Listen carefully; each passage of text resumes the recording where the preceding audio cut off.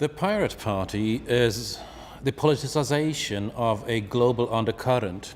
For far too long, copyright has been the domain of lawyers who just keep looking at copyright through a paper tube in terms of how can we enforce this monopoly.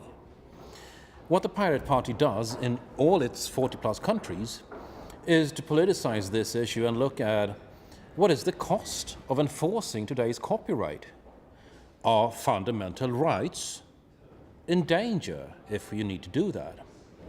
We are saying that it's not really rocket science. We are demanding the same laws to apply online as they have always applied offline. If I'm sending a mail to you, nobody has the right to open that mail unless I'm already under formal suspicion of a crime. When I'm sending that mail, I choose if I'm identifying myself on the envelope, in the inside of the mail, both, or not at all. It's been like that for hundreds of years. And the mailman who is carrying this mail is never responsible for the contents of its message.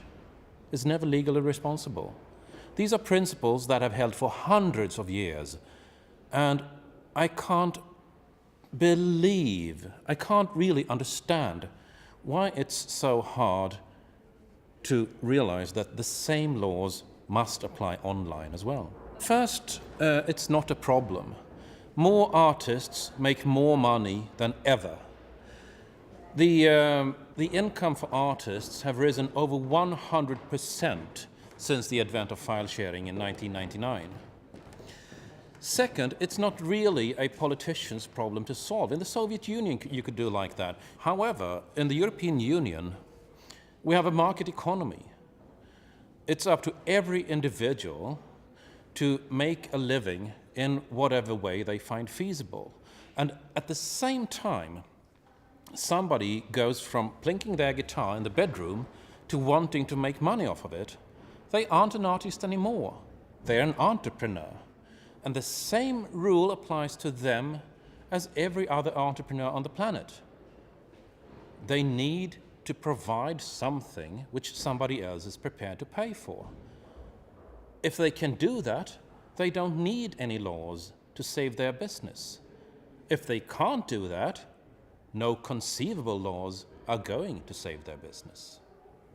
This view that sharing culture is good and almost a way of life is very, very strong with about half of the European population, 250 million people. The problem is that it's the younger half who don't have a lot of representation in politics yet. If you look at the European elections in Sweden, we were the largest party for voters under 30. That created shockwaves through the entire establishment. We were the largest party for under 30.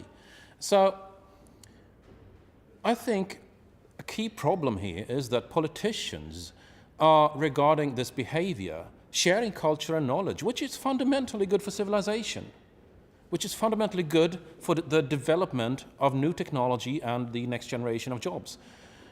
They are regarding this behavior as a problem.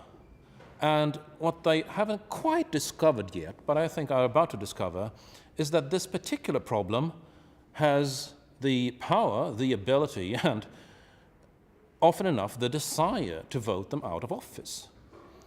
And when they discover that, I think policy making is going to change pretty much overnight on these issues.